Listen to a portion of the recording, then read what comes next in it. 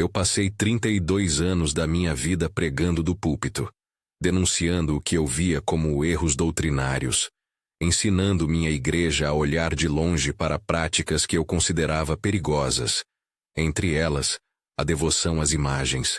32 anos. E foi justamente numa igreja diante de uma imagem que tudo aquilo que eu achava tão certo começou a se desfazer. Se este tipo de testemunho atinge você de alguma forma, inscreva-se e acompanhe até o fim. Há uma palavra que eu preciso partilhar que atravessou toda a minha resistência. Meu nome é Antônio. Fui pastor batista por mais de 3 décadas. Casei, criei filhos na fé, plantei igreja, batizei e confessei Cristo de muitos pulpitais. Sempre acreditei, com convicção, que a fé se manifesta pela pregação clara de Cristo e pela oração direta a Deus. Nada contra a devoção popular que eu via nas janelas da cidade. Eu simplesmente não concordava com ela. Parecia, para mim, um desvio perigoso. Quando nasceu minha neta Helena, aquela convicção vacilou pela primeira vez, mas não de imediato. Helena veio ao mundo pequena e serena. Logo nas primeiras consultas, exames apontaram algo que os médicos explicaram com cuidado: a maurose congênita de Leber, uma condição genética que, na maioria dos casos, causa perda visual completa desde o nascimento. Disseram que a retina não responde como deveria, que havia pouca ou nenhuma expectativa de recuperação. Palavras que caíram como uma sentença em nossos corações. Fernanda, minha nora, recebeu aquilo com um misto de dor e firmeza. Ela sempre foi uma mulher de fé, mas diferente de mim. Sua fé era menos de argumentação e mais de entrega. João Pedro, meu filho, ficou entre o chão e o céu. Queria esperança, mas tinha medo de promessas vazias. Nós, na família, fizemos o que qualquer pai, mãe ou avô faria. Buscamos médicos, fizemos exames, buscamos opiniões, participamos de terapias visuais e acompanhamento oftalmológico. O nome do médico que nos atendeu por anos foi o Dr. Henrique Mota. Ele foi sincero, competente e humano. Explicou-nos limites, possibilidades e deixou claro que, do ponto de vista científico, a condição de Helena era considerada irreversível. Mas a fé tem maneiras misteriosas de manter as pessoas em movimento. Em nossas buscas, fomos também a cultos, consultamos irmãos de outras igrejas, pedimos imposição de mãos, fizemos correntes de oração. Em algumas ocasiões houve consolo e paz, em outras, frustração. Eu continuei firme na minha visão crítica.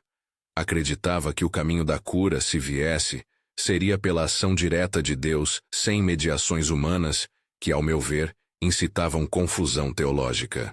A tensão começou quando Fernanda passou a frequentar, por conta própria, a missa numa catedral próxima. Ela nunca negou sua origem evangélica, mas encontrava ali um ambiente que a confortava. Música que a fazia lembrar cantos, a disciplina da liturgia que lhe dava estrutura em dias difíceis, o silêncio que lhe permitia conversar com Deus à sua maneira. Eu via aquilo com desconfiança e, confesso, com um certo ressentimento silencioso. Para mim, ir à missa era um território de perigos teológicos. Para ela, era um lugar de esperança para a filha que sofria. O ponto de ruptura veio numa tarde em que ela me chamou e disse apenas: "Quero que você venha comigo. Hoje é diferente. Preciso que estejamos juntos." Eu pensei, não posso negar minha família. E foi assim que, contra meu próprio juízo, acompanhei Fernanda, João Pedro e Helena até a catedral onde, naquele dia, o celebrante era o pêono Marcelo Rossi. A atmosfera da catedral me pegou desprevenido. Não era só o cheiro das velas, que eu conhecia de visitas ocasionais. Era o conjunto de sons e gestos, a luz que entrava pelos vitrais e delineava partículas de poeira, como se o espaço estivesse pintado de silêncio. Pessoas em oração, lágrimas discretas, alguém cantando de forma que parecia falar diretamente com os recessos da alma. Eu me senti um estrangeiro em terra conhecida. Havia humildade ali, não o teatralismo que algumas críticas costumam alardear. Quando entramos, percebi o pequeno corpo de Helena num carrinho, com os olhos que não fixavam nada. Ela não chorava. Observava de uma forma que eu ainda achava quieta, sem resposta ao mundo visual. Chegamos perto do presbitério e havia uma imagem de Nossa Senhora. Não vou encaixar isso em rótulos teológicos neste relato. Descrevo o que vi. Uma escultura com a textura do tempo, uma cor levemente apagada pelo toque de mãos que passaram por décadas. As mãos das pessoas, as velas, o calor humano. Havia também o P. Marcelo Rossi no altar, fazendo a oração. Sua voz atravessava a nave com simplicidade e firmeza, pedindo ao Senhor por todos, intercedendo especialmente pelas crianças e pelos enfermos. Quando o padre elevou uma oração e aproximou-se de nós, alguém nos chamou. Tragam a menina. Havia um convite, discreto e carinhoso, para que se aproximasse da imagem. Fernanda, com a delicadeza de quem não queria impor nada, colocou Helena de pé, apoiada em seu colo. E foi então que algo aconteceu que eu não consigo explicar, sem admitir que minha razão tremeu. Helena estendeu a mão. Não foi um gesto calculado. Parecia uma resposta natural de uma criança que, por algum motivo, foi atraída pela textura da escultura. Ela tocou os pés da imagem. Tocou e, com a voz calma de quem fala com alguém conhecido, murmurou algo que me atravessou como uma flecha. Ela chamou, "Mãe bonita", e continuou com a simplicidade que só as crianças têm. "Você vai pedir a Jesus para eu ver?" Eu senti meu coração apertar. Ali estava minha neta, nascida sem visão, falando com uma imagem, referindo-se a ela como mãe, pedindo a Jesus por sua cura. A família ouviu, e eu ouvi. E até então o que eu sentia era um misto de vergonha e espanto. Vergonha por ter olhado com desdém para aquelas práticas. Espanto porque, daquele lugar tão contracultural para mim, vinha uma palavra tão pura e direta. O P. Marcelo Rossi aproximou-se, colocou as mãos sobre a cabeça da menina e fez uma oração pública pedindo cura e consolo. Não houve nenhuma promessa fácil. Foi uma súplica humilde, uma invocação de misericórdia. E em seguida, algo ainda mais delicado aconteceu. Enquanto o padre orava, Helena pareceu olhar para dentro da imagem, como se ouvisse uma resposta. Ela sorriu num sorriso que eu nunca tinha visto antes, e disse algo sobre "a mãe bonita prometeu a Jesus". Aquilo foi dito com a mesma naturalidade de quando uma criança relata um sonho encantador. Saímos da catedral naquela tarde com o coração pesado, e uma expectativa que eu, como pastor formado à moda tradicional, não sabia nomear. Havia uma graça no ar, mas também o risco de interpretações erradas. Eu resolvi manter calma e cautela. Não sairia pregando que um milagre acontecera. Entendi que a coisa inteira precisava de verificação. Nossa atitude foi simples e firme. Manter o acompanhamento médico e marcar consultas com o Dr. Henrique Mota no dia seguinte. Naquela noite não dormi. Várias imagens se misturavam na minha cabeça. A cena de Helena falando, a voz do padre, o toque das velas. Passei por fases. Incredulidade, raiva por me sentir enganado por minhas próprias convicções, medo do que aquilo poderia significar para minha identidade e honra ao ministério que construí. Mas também havia uma abertura que eu não tinha antes, uma sensação de que havia algo maior que minha teologia de caixa registradora. Na manhã seguinte fomos ao consultório do Dr. Henrique.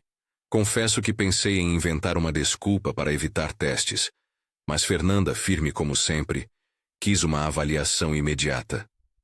Dr. Henrique examinou Helena com a serenidade de quem já viu muitas coisas, mas não muitas como aquilo.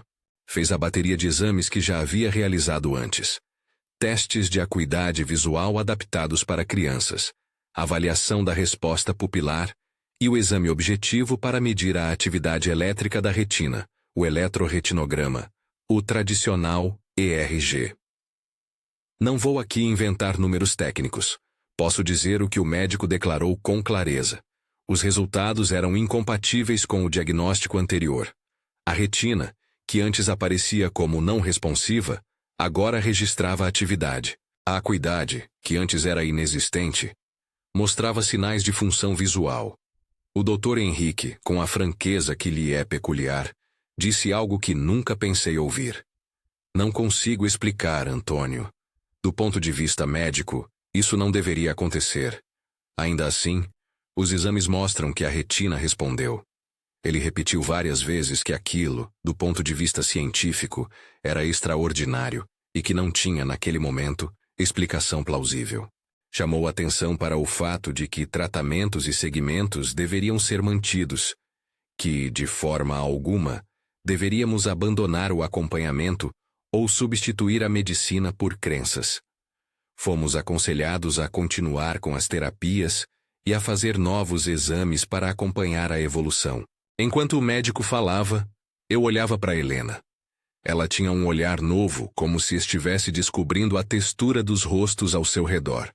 Em casa, ela começou a reconhecer vozes e, pouco a pouco, conseguia seguir com os olhos movimentos simples. Uma bola rolando, o brinquedo que Fernanda agitava. São progressos que, para quem conhece a rotina de uma família com uma criança com baixa visão, significam reboques do milagre numa estrada que ainda desconhecemos. O impacto disso na minha vida foi avassalador. Não foi só a surpresa diante do corpo médico, foi o abalo teológico e pastoral. Perguntei-me, como poderia explicar algo assim com as categorias que eu ensinara por tanto tempo? Se Deus se manifestava de uma forma que, para mim, tinha cheiro de catolicismo popular, isso não tornava a ação de Deus menos verdadeira. Tornava-me, sim, chamado a repensar o orgulho com que eu julgava práticas e experiências dos outros. Nesse processo de inquietação, comecei a ler de modo diferente. Não para buscar um raciocínio de prova contra o que eu acreditava, mas para entender. Procurei textos sobre a figura de Maria na Escritura e na tradição cristã.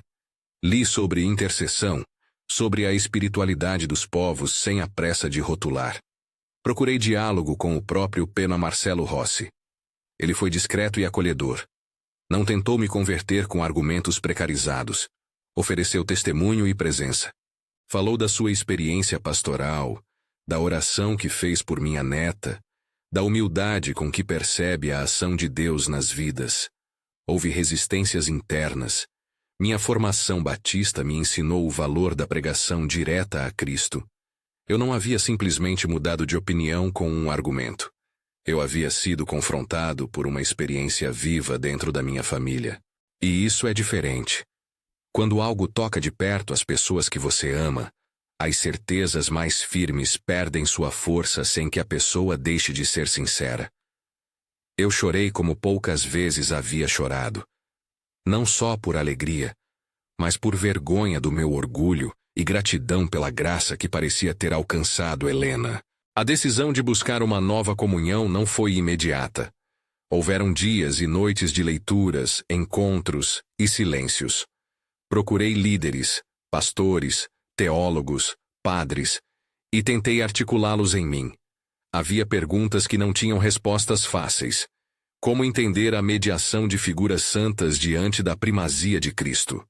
Como conciliar a confiança na medicina com a abertura para o inexplicável? Cada encontro foi um desbastar de arestas em meu caráter. Chegou um momento em que entendi que o correto caminho para mim era deixar o ministério pastoral que eu exercia até então. Foram decisões dolorosas. Notificar a igreja que acolhi e que tinha responsabilidades, conversar com membros e explicar minha necessidade de caminhar com mais humildade e menos certeza. Não foi uma renúncia ao serviço, mas uma renúncia a um estilo de serviço marcado pela crítica. Pedir desligamento do pastorado foi um ato de honestidade com minha consciência e com o chamado que eu sentia emergir. Um chamado para aprender, acolher e testemunhar de outra forma. Fui recebido na Igreja Católica. O processo não foi um espetáculo, nem um escândalo. Foi uma pausa longa de diálogo, catequese, acompanhamento espiritual. Assumi finalmente a condição de catecúmeno com a alegria de quem descobre nova família espiritual. Mudei minha rotina. Longe do púlpito que antes ocupava, passei a dedicar-me ao ensino do catecumenato, à formação de crianças e jovens, Há um trabalho de comunidade que busca articulação ecumênica e respeito. Hoje sou catequista e continuo a orar por todos sob a mesma necessidade que moveu meu coração. Que haja cura, consolo e verdade. O que me transformou não foi só a cura física de Helena, que nos deixou perplexos e gratos, mas a lição que ela, sem saber, nos deu, que o amor de uma criança é transparente e aponta para aquilo que transcende nossas disputas. Ela, que nasceu sem visão, olhou para uma imagem e, com a inocência do seu pedido, abriu uma fresta na minha alma. Não posso afirmar como cientista que Maria operou aquilo. Posso afirmar, como homem que viu, que algo extraordinário aconteceu e que esse algo me levou a rever minhas atitudes e a reconhecer que a presença de Deus pode se manifestar de maneiras que não cabem nos limites da minha teologia anterior. O Dr. Henrique continuou a nos acompanhar. Repetimos exames, acompanhamos a evolução, mantivemos tratamentos e orientações médicas. Esta é uma responsabilidade que insisto. Ninguém deve, a partir do meu relato, deixar de lado o acompanhamento profissional. A medicina aqui foi parceira e não antagonista. Se algo de especial aconteceu naquele dia na catedral, isso não anula os anos de cuidado clínico e terapêutico que precederam e que continuam após o fato. Quanto ao caráter do evento, aprendi a falar dele com cautela. A família acredita que houve intercessão. O médico chama o caso de extraordinário e inexplicável. Eu, como homem de fé que também aprendeu a pensar, prefiro dizer que fomos surpreendidos por um mistério. E há aqui uma palavra essencial para quem me ouve, sobretudo para irmãos evangélicos que possam se sentir inquietos. A experiência espiritual do outro não precisa ser tomada como ataque à sua fé. Podemos e devemos dialogar com humildade. Ao compartilhar essa história, não busco polêmica, busco testemunho. Quero que se entenda que minha forma de crer mudou, não porque eu abandonei a fé em Cristo, muito pelo contrário. A minha relação com Cristo se aprofundou. O que mudou foi a maneira como eu reconheço a ação de Deus através da história vivida pelas pessoas, através de gestos populares, de orações humildes diante de imagens que, para muitos, são ponte para o divino. A transformação prática foi grande. Hoje, quando entro em igrejas, católicas ou evangélicas, procuro ouvir mais do que falar. Procuro entender as formas diversas que o povo de Deus tem de se aproximar daquele que é o princípio e o fim. Minha vida ministerial deixou de consistir em apontar defeitos e passou a ser serviço de união, ensino e cuidado. Sou responsável por um grupo de catequese onde, todas as semanas, ensaio meninos e meninas a rezarem, a conhecerem as histórias bíblicas e também a respeitarem as diferentes experiências de fé dentro da mesma família. A história de Helena não encerrou as perguntas. Pelo contrário, abriu muitas. Mas fechou para mim a porta da soberba e abriu a janela da admiração. A neta que nasceu sem visão hoje vê formas, cores e, sobretudo, sorri para o mundo com olhos que aprenderam a reconhecer amor. Cada pequena conquista visual nos enche de gratidão e nos lembra de que a vida é maior que nossas teorias. Sei que muitos assistirão a este testemunho procurando uma fórmula milagrosa. Não há fórmula. Há talvez um convite. Que não sejamos presas do nosso próprio raciocínio quando a vida clama por misericórdia. Há também um convite para a responsabilidade. Sigam as orientações médicas. Mantenham acompanhamento. Não troquem cuidado profissional por experiências espirituais, mas permitam que ambos coexistam quando a ocasião assim o exigir. A mensagem final que carrego é de abertura e de respeito. Respeito às tradições, ao sofrimento do outro e à ação de Deus em rostos e lugares que talvez nos pareçam estranhos. O que aconteceu na missa com o Petar Marcelo Rossi não foi um show. Foi um encontro íntimo, uma oração, um toque. E depois dias de acompanhamento e exames que surpreenderam os especialistas. O que se segue é vida. Helena crescendo, aprendendo, e nós, como família, reaprendendo a ser irmãos cristãos além das etiquetas. Se este testemunho tocou você, compartilhe com alguém que possa se beneficiar desta palavra. Deixe seu comentário com orações e testemunhos. Nós precisamos uns dos outros. Peça oração por Helena, por Fernanda, por João Pedro e por mim, para que eu mantenha sempre a humildade que este episódio me ensinou. E, por favor, se você estiver passando por uma situação médica semelhante, procure seu médico. Siga orientações profissionais e não abandone os tratamentos indicados. Que a paz que ultrapassa todo entendimento guarde o coração de cada um de vocês. Obrigado por ouvir esta história que mudou a minha vida. Compartilhe, peça oração, e que possamos todos aprender a olhar o mistério com reverência, sem perder o juízo nem a responsabilidade.